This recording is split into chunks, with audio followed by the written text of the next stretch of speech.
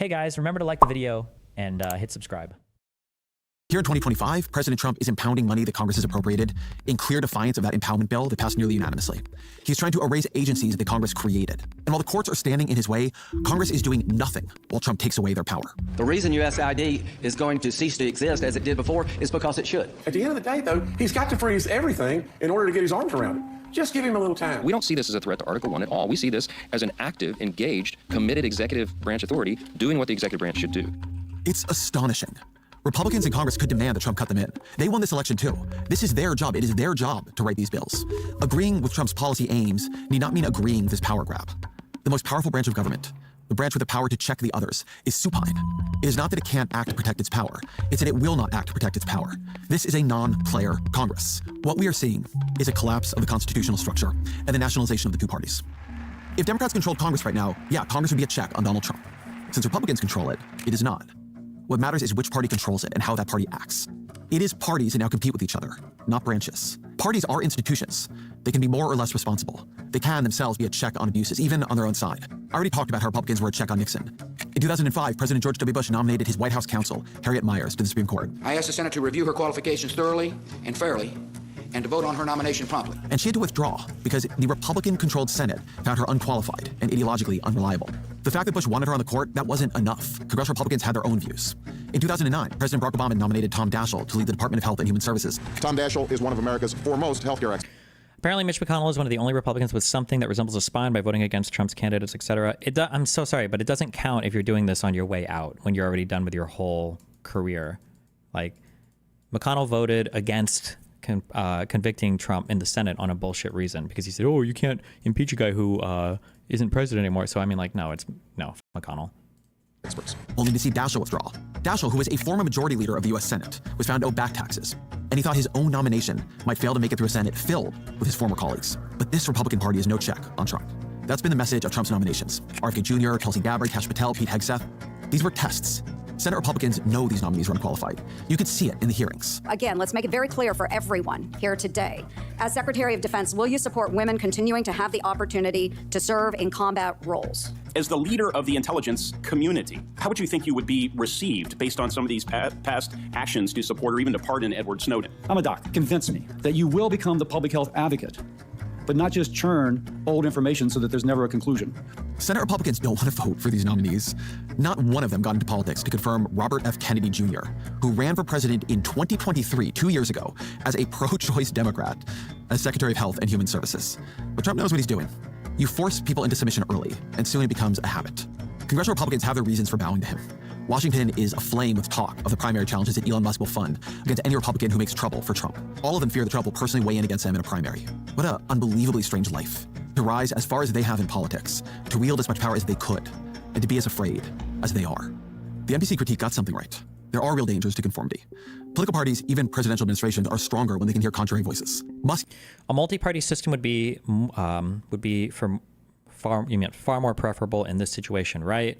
Even if it leads to majority rule, at least some parties could rebel. I don't know. I don't want to overplay just knowing select histories or whatever, but there's actually one. Okay, well, for whoever's here for reading hour, there's one huge thing I think in Weimar Republic Germany that seemed to be a big issue with their parties.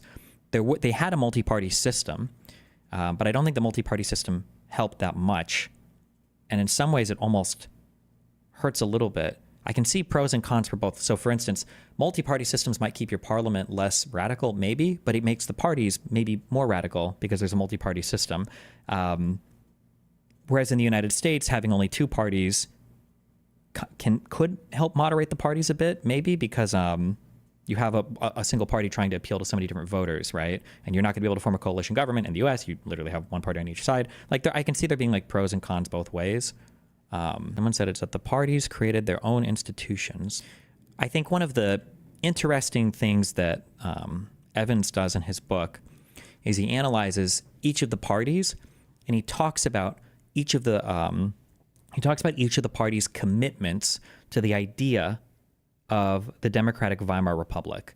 And I think that's an interesting way to look at it. So of the parties that exist, I think there were three that he identified. I'm not going to remember their names, but it was like he called it the Weimar, the three Weimar parties. It was the Center Party, was it the Social Democrats, and then was it the one other one? I don't remember. There were three parties that he identified. But then he went through, he goes through each of the other parties and he talks about how, most of these people, and I think by the end of the 20s even, most of the people who were voting in Germany were not voting for political parties that were actually supportive of the institution of the Weimar Republic, the democratic establishment of the Weimar Republic. Regardless of what they were voting for politically, ideologically, most just weren't for that institution of the Weimar Republic existing. And I think when you go back and you look at our modern, when you look at what's existing politically today, I think there's a big issue in that none of the Republicans right now support the United States, I guess, as it was founded constitutionally. But there isn't like a huge defense on the left, and there hasn't been, of the U.S. as well. So when you look at the people that exist in government, it seems like everybody for a long time has been calling the government completely corrupt, bought and paid for by lobbyists and donors. Citizens United destroyed it. Everything is ruined, and billionaires run everything. And when you have both sides constantly attacking the system, well, if you're on the right, or even if you're on the left, or if you're undecided and you're looking at the government, and now Democrats are saying, hold on, Republicans are trying to destroy the government.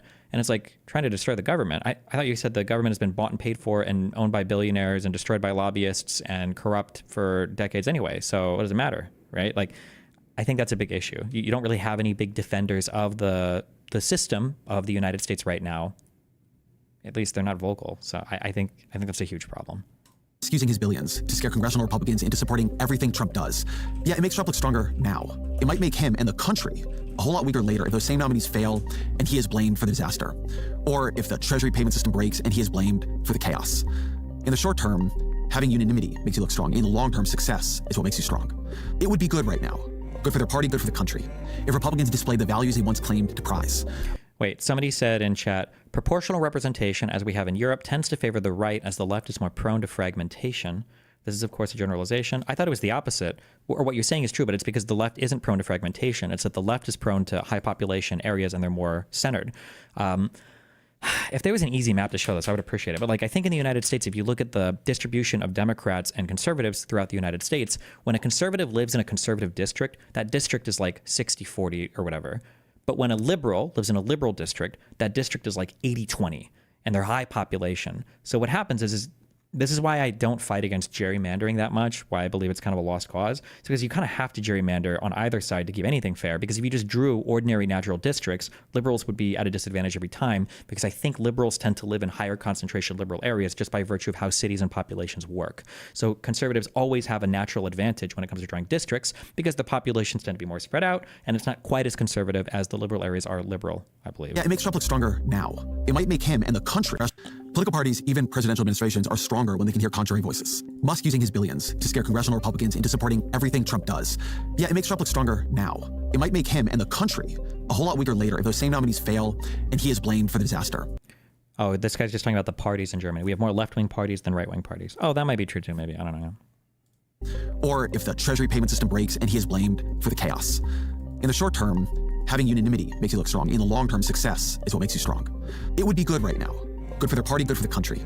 If Republicans displayed the values they once claimed to prize, a willingness to offend their own side, a mistrust of institutional authority, an eagerness to debate the questions that those in power do not wish to see debated.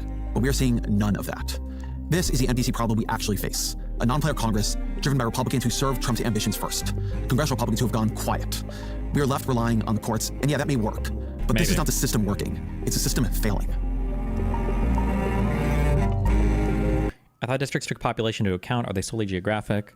Well, they try to draw them geographically, but that doesn't work. But I'm just saying that you guys all know how gerrymandering works, right? Gerrymandering isn't supposed to give you unbeatable districts. Gerrymandering is supposed to give the other side unbeatable districts. That's the goal. If you gerrymander well, then that means that the other side has districts that they'll never lose because they have like 80% of the population in those districts, and their districts are all like 55-45. There's got to be like a CGP Grey. I know we've watched these before.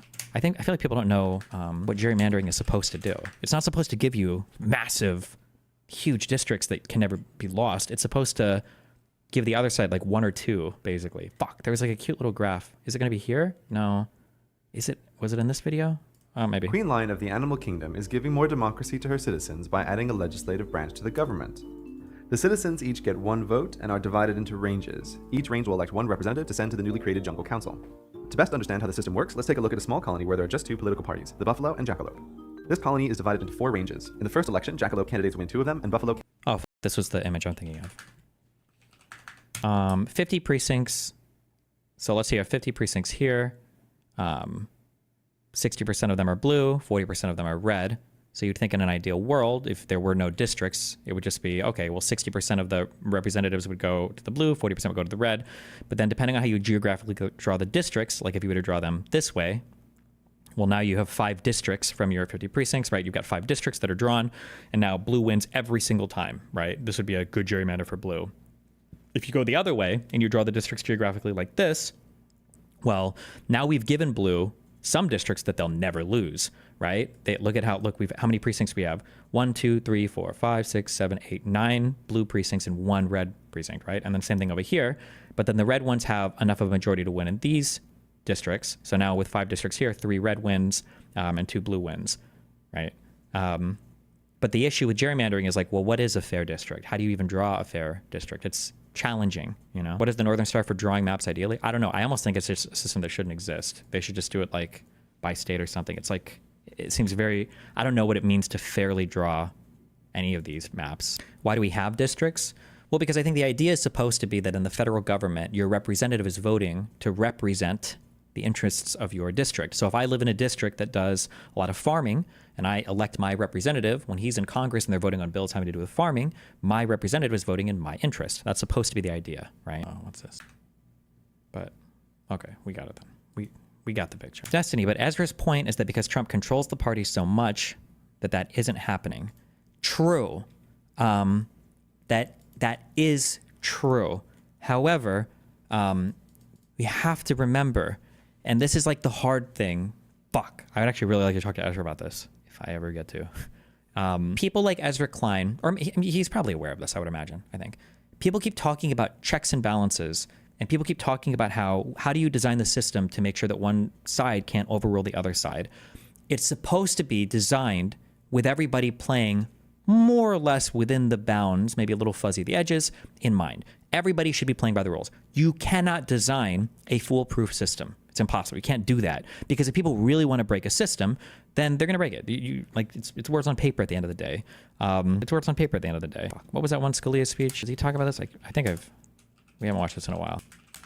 Thank you, Mr. Chairman, members of the committee. I'm happy to be back in front of the Judiciary Committee where I started this pilgrimage.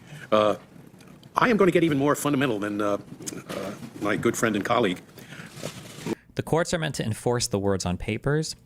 No, that's what the executive branch is for. The courts are just meant to interpret the words on papers, basically, right? My good friend and colleague. Like him, I speak to students, especially law students, but also college students and even high school students, quite frequently about the Constitution, because I feel that we're not teaching it very well. I speak to law students from the best law schools, people presumably especially interested in the law, and I ask them, how many of you have read the Federalist Papers? And, well, a lot of hands will go out. No, not just number 48 and the big ones. How many of you have read the Federalist Papers, cover to cover? Never more than about 5%. And that is very sad. I mean, especially if you're interested in the Constitution. Here's a document that says what the framers of it thought they were doing. Federalist Papers. And, well, presumably, especially, I speak to law students from the best law schools, people presumably especially interested in the law, and I ask them. Okay. Well, now that we've read like 20 of them, it takes a decent chunk of time to read the Federalist Papers. Motherfucker, these guys have to study for their classes, okay? They don't have time to recreationally read and opine on historic constitutional law, okay? It's like, isn't con law? That's like one class, okay? How many of you have read the Federalist Papers, especially if you're interested in the Constitution? Here's a document that says what the framers of it thought they were doing. It's such a profound exposition of political science that it is studied in political science courses in Europe. And yet we have raised a generation of Americans who are not familiar with it. So when I speak to these groups, the first point I make, and I think it's even a little more fundamental than the one that Stephen has just put forward, I ask them, what do you think is the reason that America is such a free country? What is it in our Constitution that makes us what we are? And I guarantee you that the response I will get, and you will get this from almost any American, including the woman that he was talking to at the supermarket, the answer would be freedom of speech. freedom of the press, no unreasonable searches and seizures, no quartering of troops in those marvelous provisions of the Bill of Rights. But then I tell them, if you think that a Bill of Rights is what's... Oh, now that we actually have read some of these and everything, now I agree with this a trillion times more. I didn't even realize, I'd forgotten you even said this, because I was echoing some of this in debates with people where it's like, why do you think America's such a great country? But like, the First Amendment and freedom of speech. Like, no, what? Freedom? No, what? That wasn't the revolutionary thing about the United States of America. Freedom of speech? Kill your in a video game. Of the press. Yeah. No unreasonable searches and seizures, no quartering of troops in those marvelous provisions of the Bill of Rights. But then I tell them, if you think that a Bill of Rights is what sets us apart, you're crazy. Every banana republic in the world has a Bill of Rights. Every president for life has a Bill of Rights. The Bill of Rights of the former evil empire, the Union of Soviet Socialist Republics, was much better than ours. I mean it literally. It was much better. We guarantee freedom of speech and of the press. Big deal. They guaranteed freedom of speech, of the press, of street demonstrations and protests, and anyone who is caught trying to suppress criticism of the government will be called to account. Whoa, that is wonderful stuff. Of course. Just words on paper. What our framers would have called a parchment guarantee. And the reason is that the real constitution of the Soviet Union, you think of the word constitution, it doesn't mean a bill, it means structure. Say a person has a sound constitution, has a sound structure. The real constitution of the Soviet Union, which is what our framers debated that whole summer in Philadelphia in 1787. They didn't talk about the Bill of Rights. That was an afterthought, wasn't it? That constitution of the Soviet Union did not prevent the centralization of power in one person or in one party. And when that happens, the game is over. The Bill of Rights is just what our framers would call a parchment guarantee. So the real key to the distinctiveness of America is the structure of our government. One part of it, of course, is the independence of the judiciary. But there's a lot more.